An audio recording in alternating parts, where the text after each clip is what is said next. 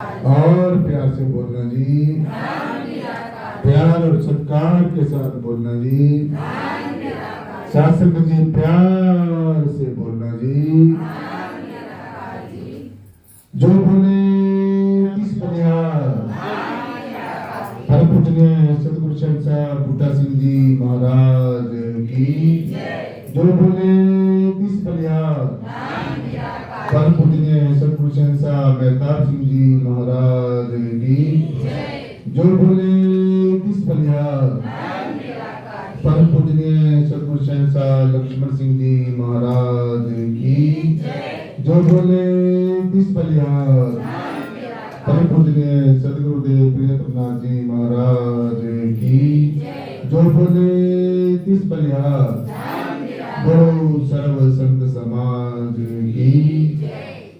आदि गुरु नमस्कार निराकार सिंह सतगुरु चरण योत प्रोत प्रवेश।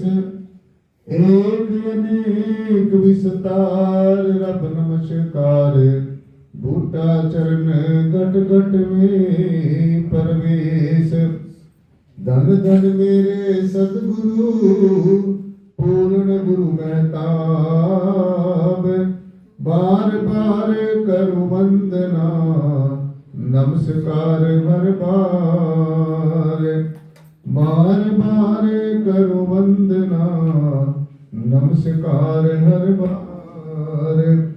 आप न आते जगत में जल मरता संसार। जग तारण को आगे मेरे पूर्ण गुरु मेहताब। जग तारण को आगे मेरे पूर्ण गुरु मेहताब। सदगुरु लक्ष्मण साहेब के धनु चरण में शीश। कृपा करना सदगुरु जी दे करके आशीष। कृपा करना सदगुरु जी दे करके आशीष। शासक जी प्यार से बोलना जी। और शासक जी आज एक बहुत ही महत्वपूर्ण विषय पे बात करेंगे। सर ने एकाग्रता और समग्रता के साथ ऐसे ही आज की ज्ञान चर्चा शुरू करनी है। जैसे आज आप सुन रहे थे सभी संतों महापुरुषों ने अपने अपने विचार आपके समक्ष व्यक्त किए। चाहे हम किसी भी धर्म गुरु के पास चले जाएं, किसी भी हम धर्म ग्रंथ का पठन पाठन कर लें, कोई भी हम योग मुक्ति को अपना लें, साधु जी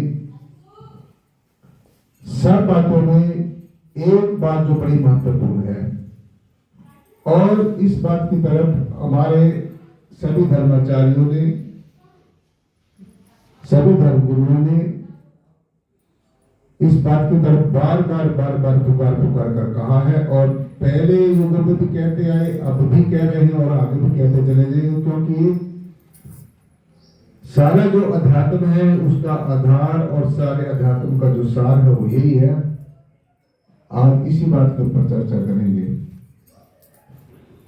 कि कोई ऐसी हस्ती है, कोई ऐसी शक्ति है, कोई ऐसा है पना है, कोई ऐसी एग्जिस्टेंस है जो हर जगह एग्जिस्ट। इसी हस्ती को, इसी है पने को अलग अलग नामों से पुकारा गया है। धर्म ग्रंथों में इस हस्ती का नाम, इस शक्ति का नाम, इस परम सत्ता का नाम अलग अलग कहा गया है। और ज्यादातर इसको नाम कहकर पुकारा है कि कोई ऐसा नाम है। इसको शब्द भी कहा गया है, नाम भी कहा गया है, और हमारे मिशन में इसी को ज्ञान भी कहा जाता है। तो नाम कहिए, ज्ञान कहिए, शब्द कहिए, परमात्मा कहिए, आत्मा कहिए, ये सब का मतलब एक ही है। इसलिए शासन जी आज वही नाम के बारे में चर्चा करें कि वो नाम कौन सा है। ये कहा है कि नाम के धारे सब कुछ नाम के धारे है, नाम का ही आधार है, नाम ही सब चीजों का आधार है। नाम के धारे सगले जन, जितने भी जीव जंतु हैं, जितने भी प्राणधारी हैं, जितने भी प्राणधारी हैं, जितने भी श्वासधारी हैं, चाहे वो एक तत्व के जीव हैं, चाहे वो दो तत्व के जीव हैं, चाहे वो तीन तत्व के जीव हैं, चाहे चार तत्व के जीव हैं, बस एक ही चला दो।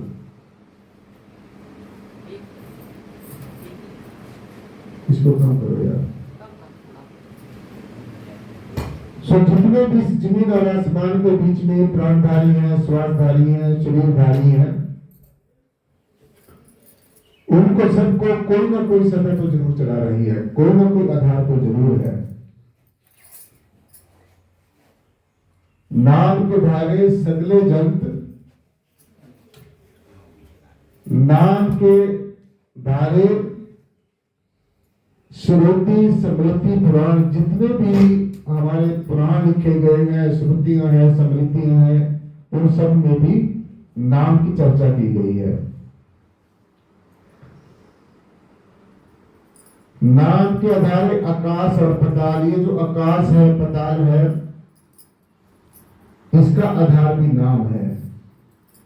नाम के आधारे सगल आकार, जितना भी ये जमीन और आसमान के बीच में रंग रूप और आकार की बने हुए दृश्य नजर आते हैं, इनका भी आधार नाम है। ये सवाल उठता है कि वो नाम कौन सा है।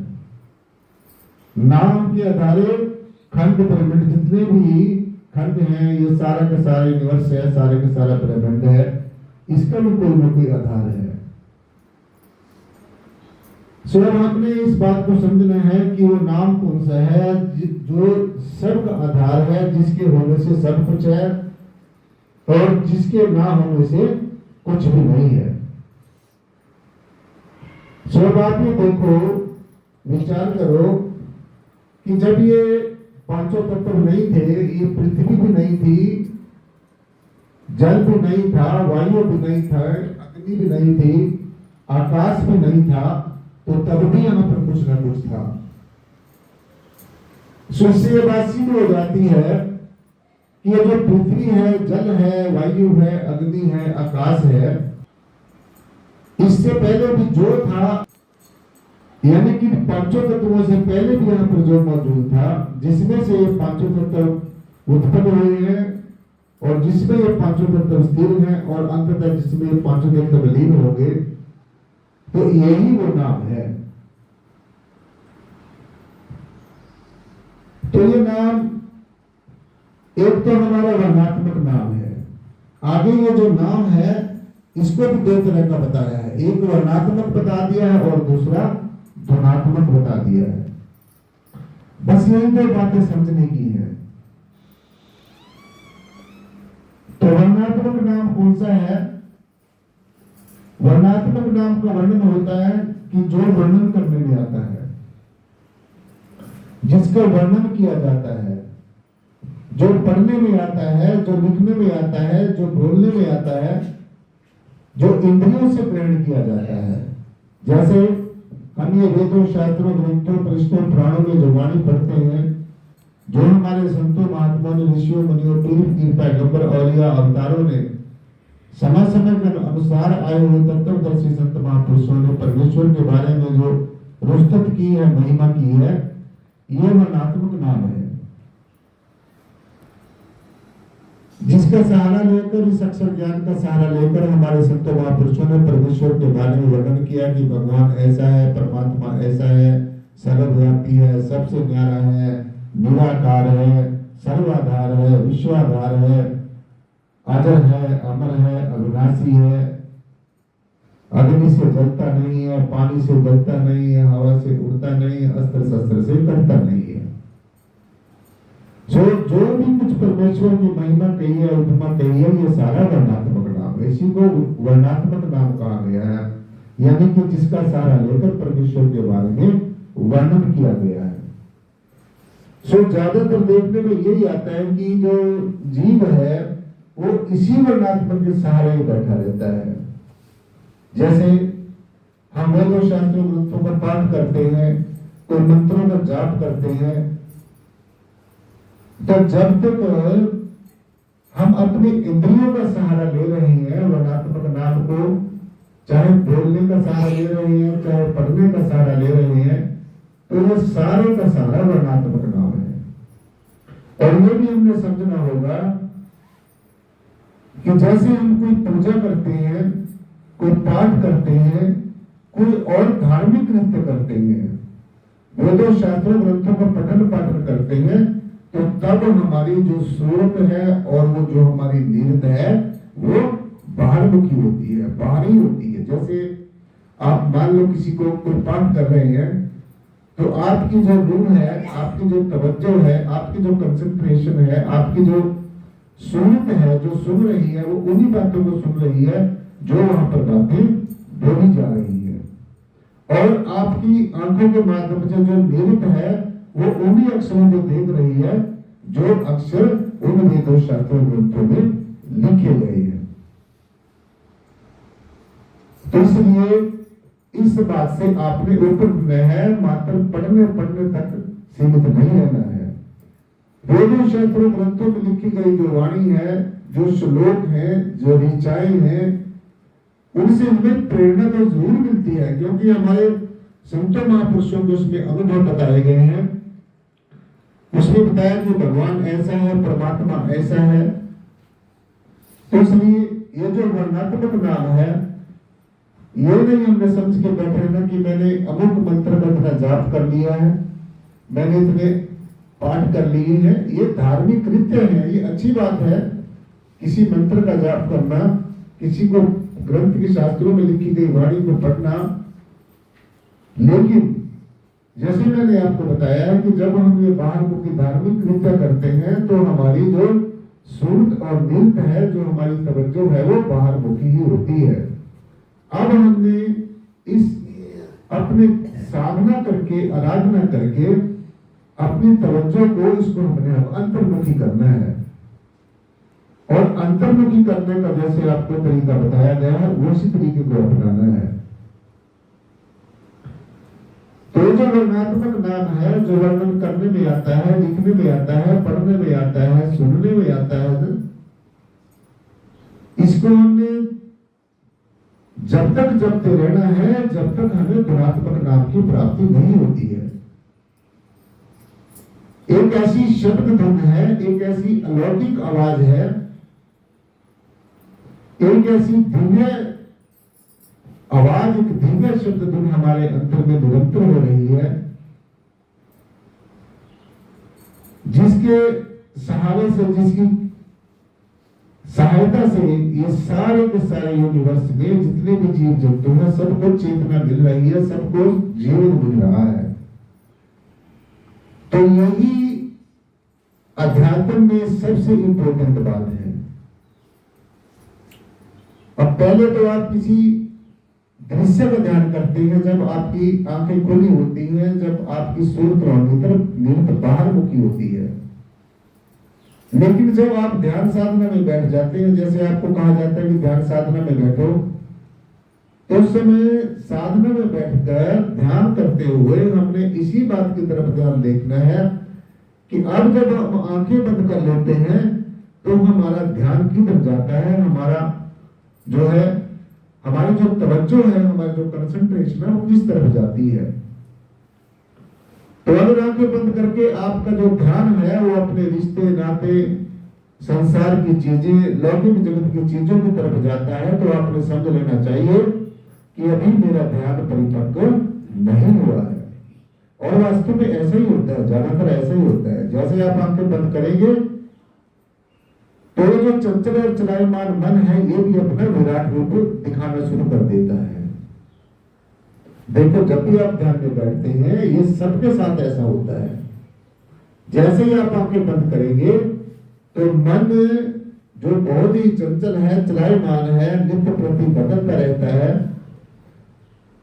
तो ये अपना पूरे का पूरा विराट रूप दिखाना शुरू कर देता है और चारों दिशाओं में ये फैल जाता है। और आपके ध्यान को अपनी ही तरफ आकर्षित करता रहता है। संसार की तरफ जो नाशवान चीजें हैं उन्हीं की तरफ ही आपका ध्यान ज्यादातर उन्हीं चीजों की तरफ जाएगा। ये ऐसा ध्यान में अवलोकन होता है, सबके साथ होता है। लेकिन ये समझ के नहीं उठ जाना ध्यान से कि भाई ध्यान तो मेरा लगता है। सबकी यही शिकायत आती है, जब हम ध्यान में बैठते हैं हमारा ध्यान लगता नहीं है। आपका ध्यान लगेगा क्यों? आपका ध्यान उसी तरफ जाएगा जिसमें आप अपना जीवन ज्यादा व्यतीत करते हैं। सो इसलिए हमने जब ध्यान में बैठना है, ये समझ के नहीं उठ जाना है कि हमारा ध्यान नहीं लगता है, बस ये कुछ ना हमें दिखता नहीं है, हमें तो अंधेरा ही अंधेरा दिखता है। ये ध्यान का कैसा प्रोसेस है, आपने हर रोज साधना में जरूर बैठना है।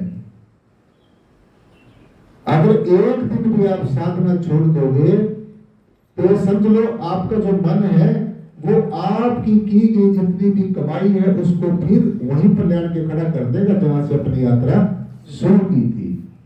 इसलिए जैसे हम हर रोज अपने आप को तरोताजा रखने के लिए हम तरह तरह के व्यंजन खाते हैं, तरह तरह के हम शरीर को संवारते हैं। तो शरीर के लिए अगर हम भोजन करते हैं तो इस शरीर के अंदर आप ध्यान से सुनो कि शरीर के अंदर आत्मा किस तरीके से रह रही है। देखो ये तो सबको पता है कि हमारी आत्मा हमारे शरीर में रहती है, लेकिन किन स्थितियों में रहती है, कैसे रहती है। पहले तो देखो ये पांचों तत्व जो है, पृथ्वी, जल, वायु, अग्नि और आकाश से बना हुआ जो शरीर है, इन शरीर के अंदर पांचों तत्वों के अंदर तीन गुण है, जो रजोगुण है, सतोगुण है और तमोगुण है। और हर समय हमारे अंदर उथल पुथल हो रही है।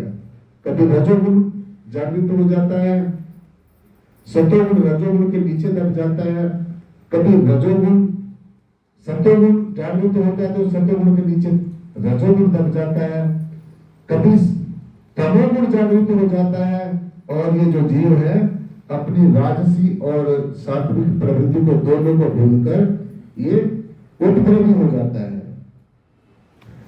सो आप ये सोच लो कि तीनों के तीन गुणों का हर समय उथल पुथल हो रही है और पांच विकारों की अग्नि हर समय शरीर पे जल रही है।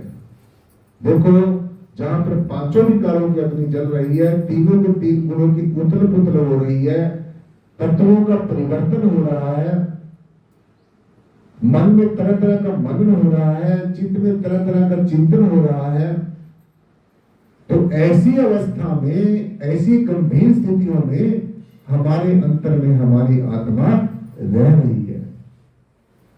उसकी काल की माया से, इस काल की त्रिगुणात्मक माया से अब इसको आत्मा को आजाद कराना है। आत्मा हर समय पुकार रही है अपने परमेश्वर की तरफ जाने के लिए, अपने सोर्स में समाने के लिए, जहां से ये मुद्दों से पिछड़ी हुई है। ये इतना आसान काम भी नहीं है जितना हम सोच के बैठ जाते हैं। ये मुश्किल भी है और आसान भी है। एक पत्थर होता है, अगर उस पत्थर पे एक रस्सी से हर रोज भी हम निशान डालना शुरू करें, अभ्यास करना शुरू करें, करत करत अभ्यास के जड़मति होत सुजान, रसरी आवत जाते सिल पर परत निशान। अब देखो पत्थर कितना सख्त होता है, परंतु अगर हम रस्सी के साथ उसी के ऊपर हर रोज खींचने का उसको अभ्यास करें तो पत्थर के ऊपर भी निशान पड़ सकता है। तो अगर पत्थर के ऊपर निशान पड़ सकता है तो जो मन है जिसके ऊपर तरह तरह के आवरण चढ़े हुए हैं, तरह तरह के इसके ऊपर लेप चढ़े हुए हैं, जब तक ये लेप शासन में नहीं उतरेंगे तो तब तक ये मन इस जीव को अंधेरे में ही रखेगा, उसको अंधेरा ही नजर आता रहेगा। सो इसलिए गुणात्मक नाम का अभ्यास करना हमारे जीवन में बहुत जरूरी है, अति जरूरी है। इसको हमारे संत महापुरुषों ने, वैसे तो अनेकों योग और युक्तियां परमेश्वर को जानने के लिए, परमात्मा को पहचानने के लिए अनेकों योग युक्तियां हैं, लेकिन सबसे सहज, सबसे सरल, सबसे सटीक, सबसे कारगर जो युक्ति है वो सूरत और शब्द का योग है।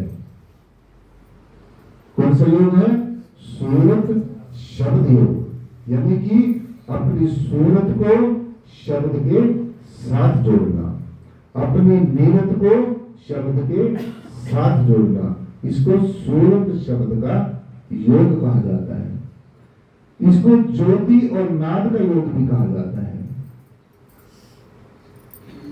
जो दिव्य ज्योति हमारे अंतर में है उसका दर्शन करना और इस नाद को सुनना, इस अनाद नाद को सुनना, अनाद शब्द को सुनना, इस दिव्य वाणी को सुनना, इस अलौकिक फरमान को सुनना, ये जो इसको इलाही फरमान भी कहा गया है, यानी कि अल्लाह के घर से निकला गया एक फरमान, परमेश्वर के घर से निकली हुई एक आवाज, आत्मलोक से जहां पर हमारी आत्मा रहने वाली है और जहां से बिछड़ी हुई है।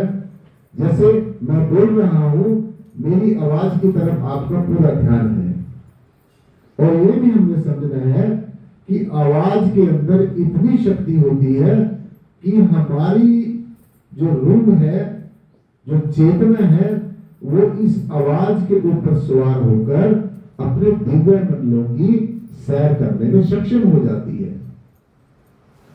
जैसे आप कहीं स्थान पर किसी भी जगह पर अपने किसी वाहन के ऊपर सवार होकर जाते हैं, किसी गाड़ी से, बाइक से, किसी भी चीज से, तो आप अपने स्थान पर पहुंच जाते हैं। ठीक इसी प्रकार से इस आवाज के ऊपर सवार होकर इस दिव्य शब्द धुन का अभ्यास करते हुए हमारी जो आत्मा है, रूह है, वो अपने निज धाम तक पहुंच सकती है, अपने निज स्वरूप में एक रस हो सकती है और कोई भी तरीका नहीं है। जैसे हम लोग कह देते हैं, अपने श्वासों का ध्यान करो, अपने श्वासों का साक्षी बनो, तो शास्त्र में उसका भी यही मतलब है। जिस समय आप इसे शब्द धुन का अभ्यास करेंगे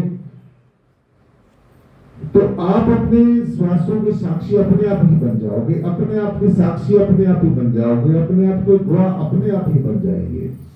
अनेकों योग युक्तियां बताई गई हैं परमेश्वर तक पहुंचने की, परमात्मा को जानने की, पहचानने की, लेकिन ये सबसे सहज योग यही है।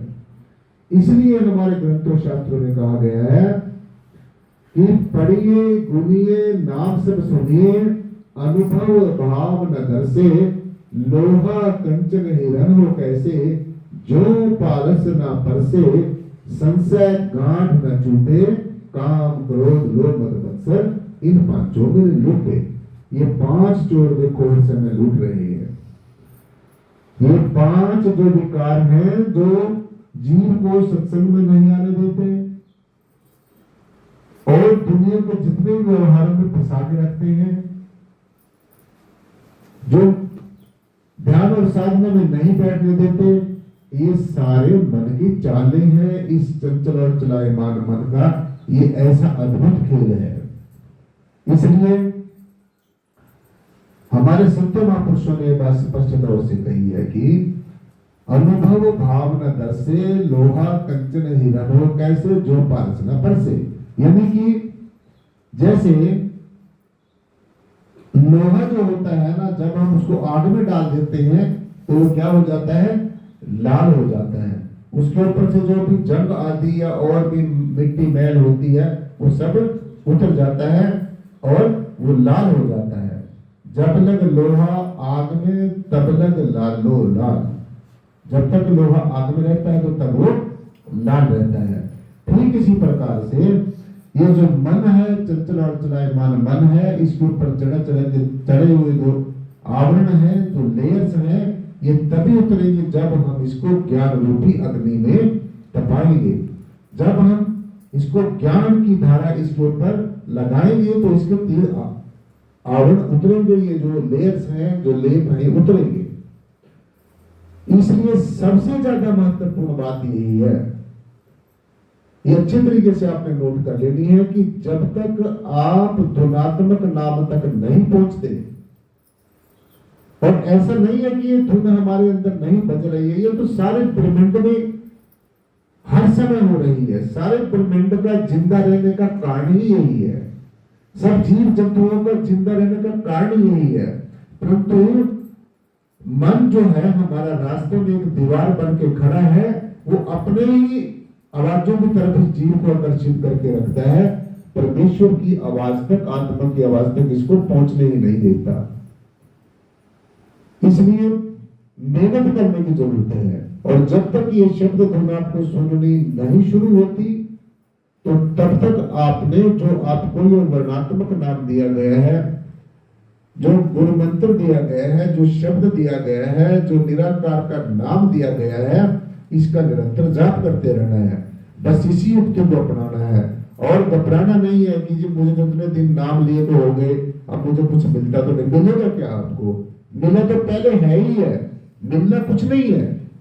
अगर आप ये सोच के बैठे मुझे कुछ मिलेगा, देखो मन आपके पास है, बुद्धि आपके पास है, चित्त आपके पास है, अहंकार आपके पास है, आत्मा आपके पास है, शरीर आपके पास है, तो मिलेगा क्या आपको? तो वो कभी सोच कर नहीं बैठना कि मुझे कुछ मिलेगा। सब कुछ आपको मिला हुआ है, सब कुछ तेरे बीच मेरे सहार, तुझसे बाहर कुछ भी नहीं। इस ब्रह्म से बाहर, इस निराकार से बाहर कुछ भी नहीं है। सुनने वाला भी इसी के बीच में बैठा है। देखो अब तो आप ब्रह्म ज्ञानी हो, इस ब्रह्म का आपने ज्ञान ले लिया, सुनने वाला भी इसी के बीच में बैठा है, और सुनाने वाला भी इसी के बीच में बैठा है ना? नहीं बैठा? मैं आपको सुना रहा हूं, मैं भी इसी के बीच में बैठा हूं, आप सुन रहे हो, आप भी इसी के बीच में बैठे हो। लेकिन अब निर्भर यह करता है कि मैं आपको क्या सुना रहा हूं और आप क्या सुन रहे हो, कितना सुन रहे हो, और सबसे इंपॉर्टेंट बात यह है कि आप उसको अपने जीवन में कितना धारण कर रहे हो। सुरत शब्द दोनों अनुभव रूपा।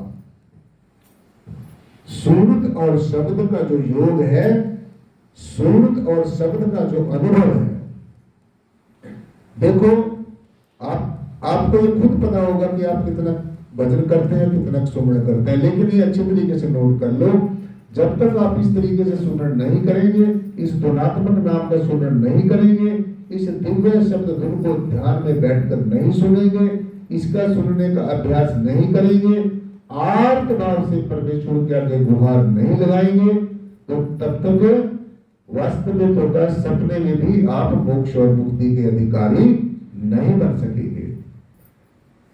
सो ये बात आज अच्छी तरीके से नोट करनी है। हर रोज साधना में बैठना है। ये नहीं है कि एक महीने जब मैंने यहाँ पर आना तो यहाँ पर शक्ल दिखाने के लिए आ जाना, कभी ये ना कहते यहाँ पर सत्संग में नहीं आते होंगे। देखो ध्यान से सुनो, सदगुरु भगवान ने जो मुझे दिया है वही मैंने आपको दिया है। ये नहीं है कि मैं कुछ और करता हूँगा, मैंने कुछ आपको और रास्ता बताया है। चाहे आप कितने भी पढ़े लिखे हो, चाहे आप कितने भी धनवान हो, चाहे आप कितने भी विद्वान हो, इन बातों पर कोई सवाल नहीं है। आपने कितने भी डिग्रियां प्राप्त की हो, वो आपको मुबारक हो, वो अच्छी बात है।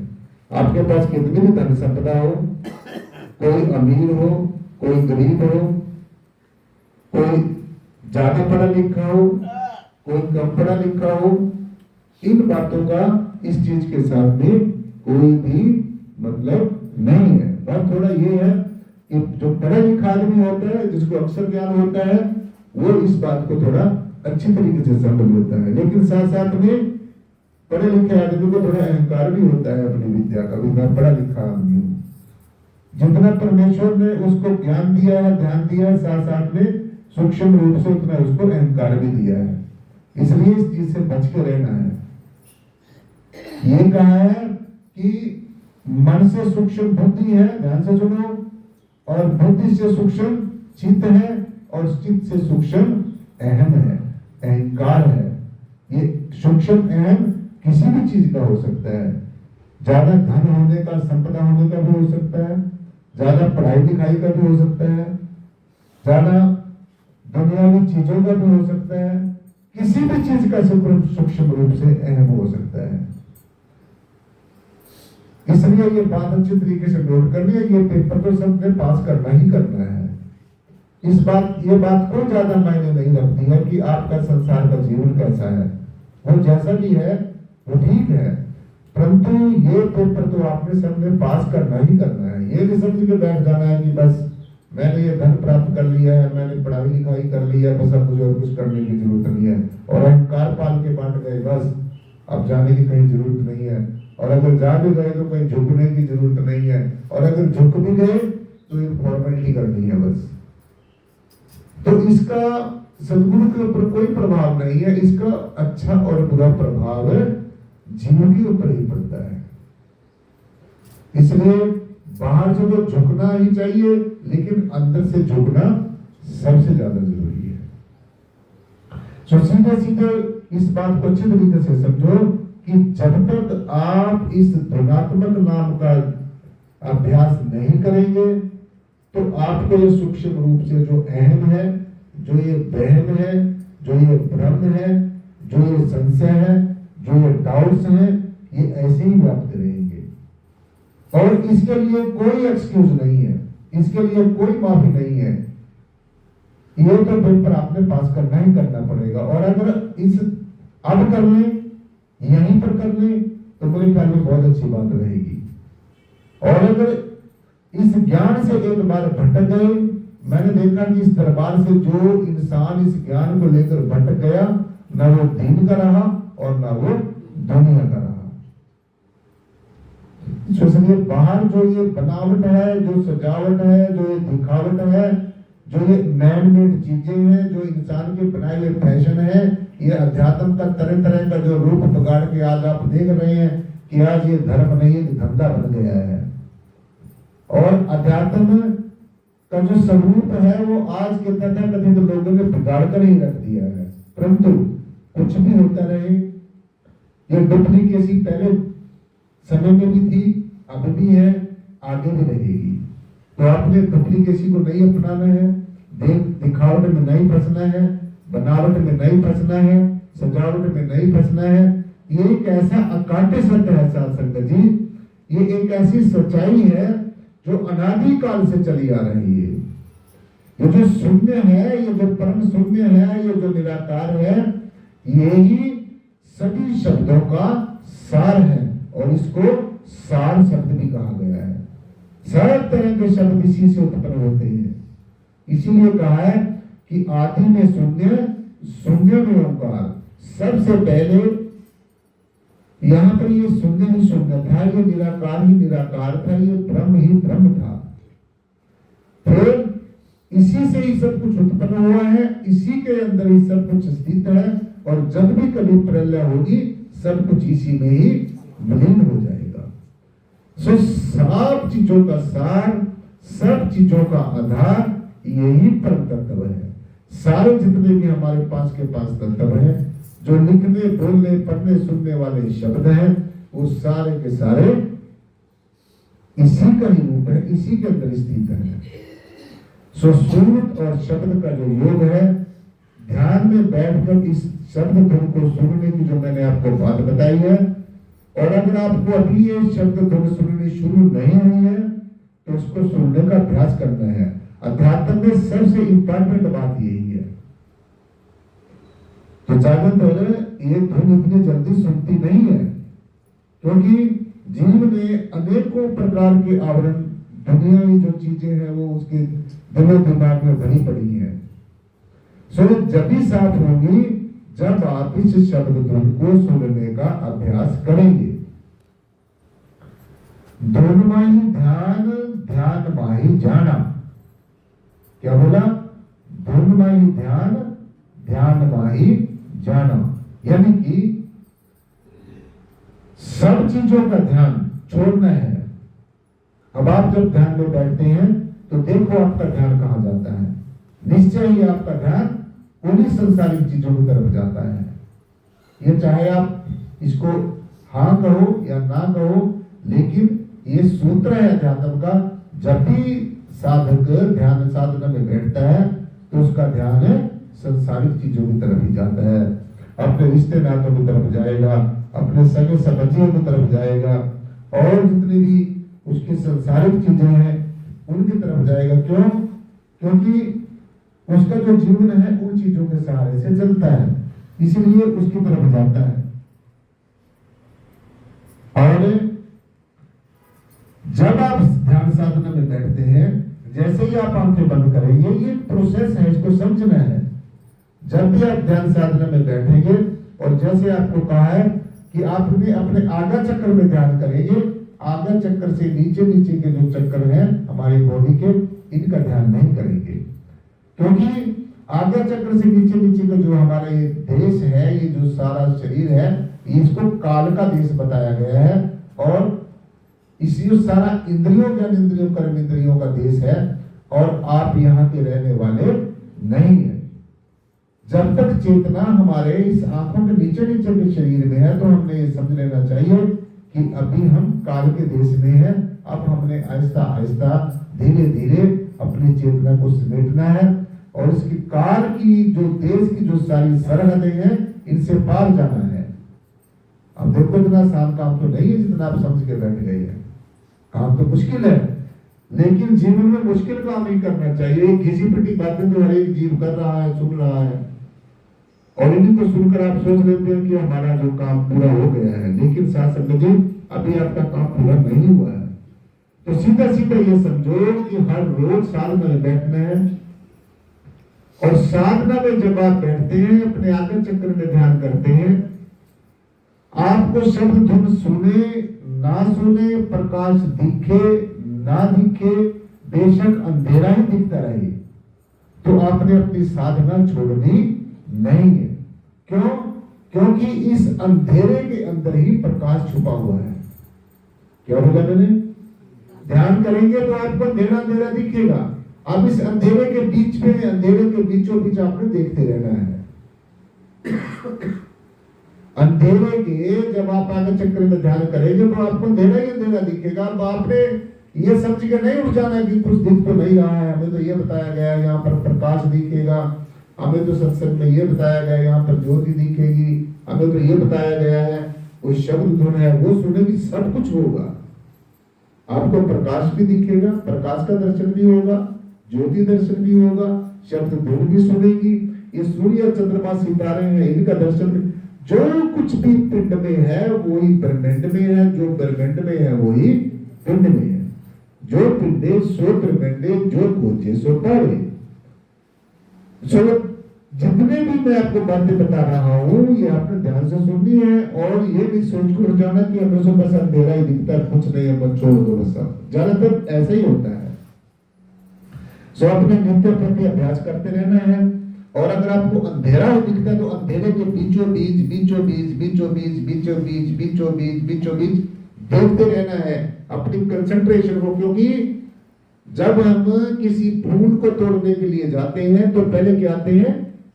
कांटे आते हैं। और अगर आप कांटों से डर के बैठ गए कि बस यहाँ पर तो कांटे हैं, तो उन कांटों में से भी आपने धीरे धीरे धीरे धीरे अपने हाथ को आगे बढ़ाना है। जैसे हमको कपड़ा धुल के किसी ऐसे जगह पर डाल देते हैं, जैसे झाड़ होती है, झाड़ी होती है, कांटों वाली झाड़ी, उसके ऊपर अपने कपड़े को डाल देते हैं और जब अगर हम उसको खींच के उठाएंगे तो हमारा कपड़ा फट जाएगा। इसलिए हमने अपने कपड़े को धीरे धीरे आहिस्ता आहिस्ता उन कांटों से बचाकर उठाना है। ऐसे ही ये जो मन का जो जाल है, ये जो इसकी त्रिगुणात्मक माया है, इसमें से हमने अपनी रूह को, अपनी आत्मा को धीरे धीरे निकालना है। और वो कैसे निकलेगी? पहले जब आप ध्यान में बैठोगे अंधेरा ही अंधेरा देखेगा। अब आपने से जो आपको नाम दिया है, शब्द दिया है, इसका अपने अंतर अंतर में जाप करते रहना है और इस अंधेरे के बीच में ही देखते रहना है। अंधेरे के बीच में ही ऐसा समय आएगा कि आपको शब्द धुन भी सुनेगी, प्रकाश का दर्शन भी होगा, ज्योति का दर्शन भी होगा। जब ये शब्द धुन आपके अंदर सुननी शुरू हो जाएगी, जब ये गुणात्मक नाम आपको सुनना शुरू हो जाएगा, और ये भी ध्यान रखना है, कई लोग ये कहते हैं हमारे से जैसे फोन पे भी बात करते हैं वैसे भी चर्चा करते हैं कि ये जो शब्द धुन है जी, हमें ध्यान से सुनना है। ये निराकार निराकार जो अपने आगे बैठ जाते हैं, इसका अभ्यास भी करना है। ये तो अभी आपको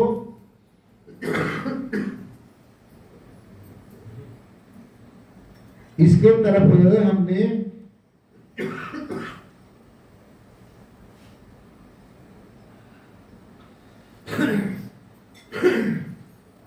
इसके तरफ साथ संगत जी हमने यही ध्यान देना है। चाहे आप निराकार कह के अभ्यास करना शुरू करो,